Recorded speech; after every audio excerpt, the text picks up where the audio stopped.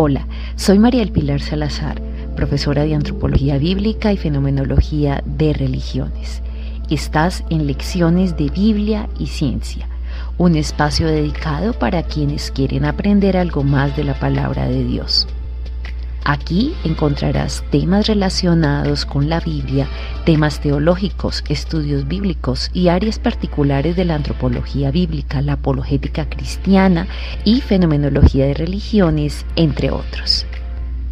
Así que si eres un seguidor del Maestro de Maestros Jesucristo y si te gusta este material y colma tus expectativas, te invito a que no dejes de seguir este sitio y compártelo con otras personas que tú consideres que puedan ser bendecidas por estas lecciones de Biblia y ciencia.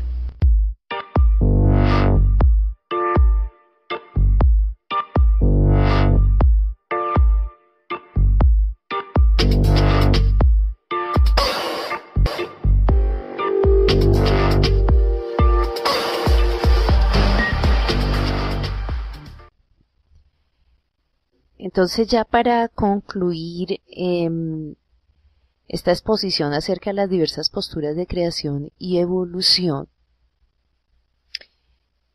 como vimos, teníamos toda una gama, digamos, de posturas madre, porque de estas se pueden incluso seguir desprendiendo otras, tener otras vertientes adicionales. Vimos posturas muy crédulas como creacionismo de tierra plana, geocentrismo, y las que más nos interesaron fueron creacionismo de tierra reciente y creacionismo de tierra antigua. Yo sé que muchos dirán, ay no, pero no puede ser factible los días de 24 horas.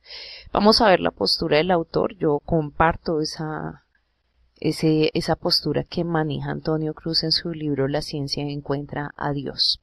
Dentro de esta tierra antigua vimos teoría del intervalo, del día-era, creacionismo progresivo, creacionismo del diseño inteligente, evolución teísta y evolucionismo materialista.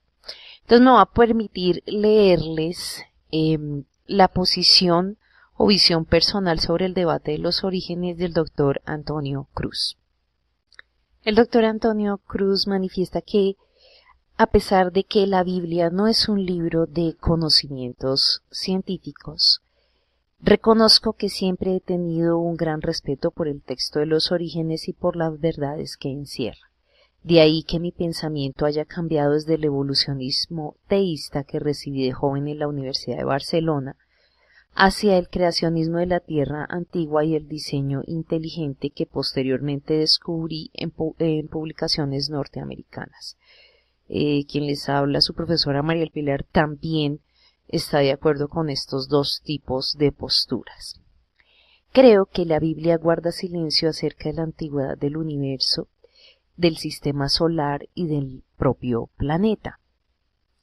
Desde el primer versículo de Génesis 1, en el que se afirma claramente que Dios creó los cielos y la tierra hasta el primer día de la creación, pudo haber transcurrido todo el tiempo de que nos habla la cosmología actual.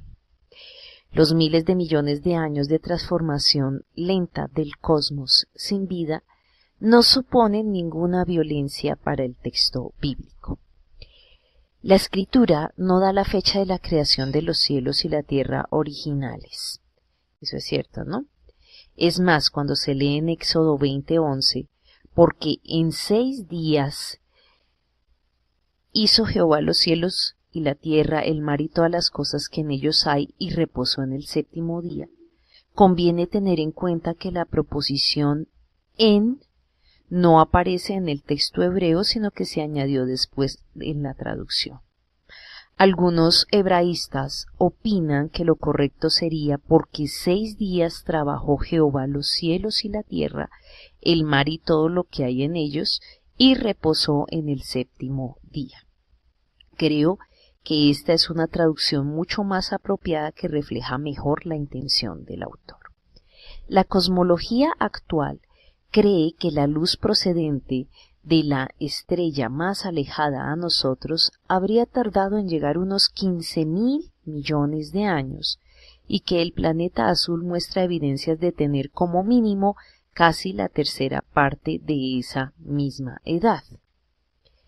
Mi idea es que el universo y la Tierra fueron creados en un tiempo indefinido que la Biblia no especifica y después el Espíritu Santo de Dios inició la creación sobre una biosfera reciente ligada a los 6 días de la historia bíblica sobre una tierra antigua que no conocía ni la muerte, ¿cierto?, ni la vida, y que iba a ser la morada del ser humano. O sea, es una brecha sin vida entre estos elementos, pero la biosfera en real, o sea, toda la parte biológica es reciente.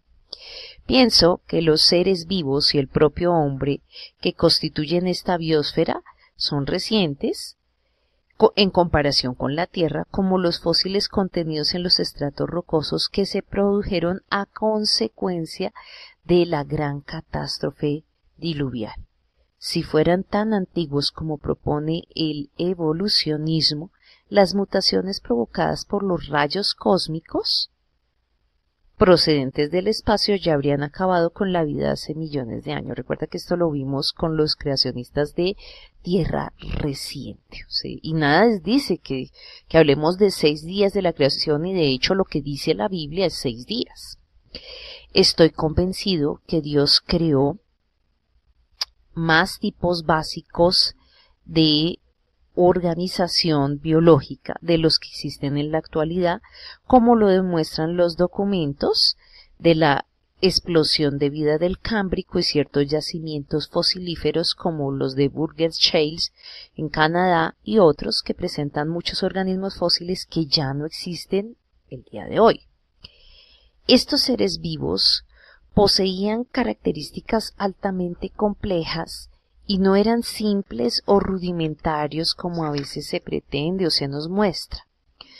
Por supuesto que después las especies, sí puede decirse que evolucionaron, ¿no? Pero ya entendemos a qué hace referencia, sino que se produjeron variaciones o microevolución, pero estos cambios quedaron siempre limitados dentro del ámbito de cada género y especie creada.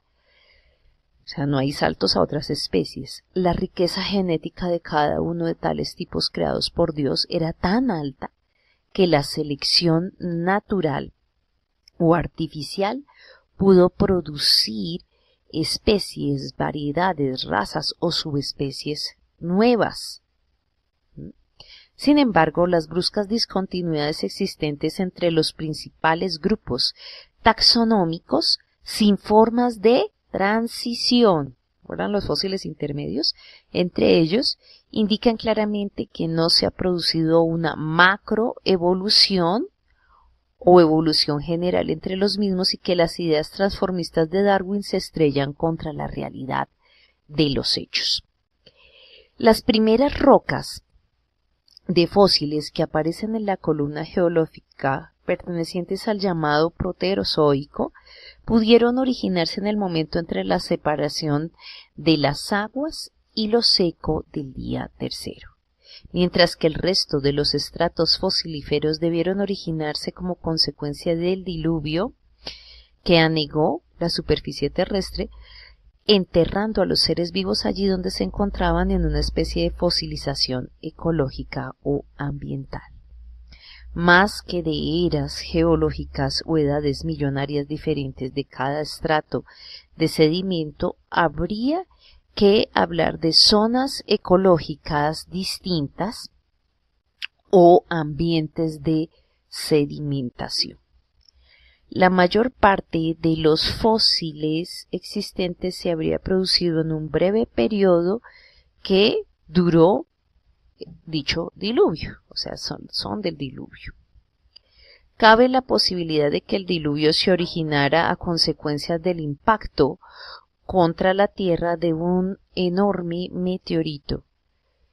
Creo que las elevadas dataciones que el evolucionismo asigna a ciertas rocas y fósiles se deben a errores introducidos en la determinación de los elementos radioactivos como consecuencia de los cambios provocados por las dramáticas catástrofes globales.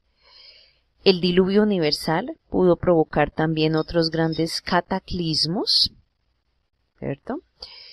Como la división continental, la extinción de los dinosaurios y otras muchas especies, un cambio climático mundial, la aparición de las fosas marinas y el levantamiento de las cadenas montañosas. Este modelo creacionista de la Tierra antigua acepta que la muerte no existió antes de la caída, sino precisamente como consecuencia de ella. Según la Biblia, la muerte no procede de la creación, sino del pecado.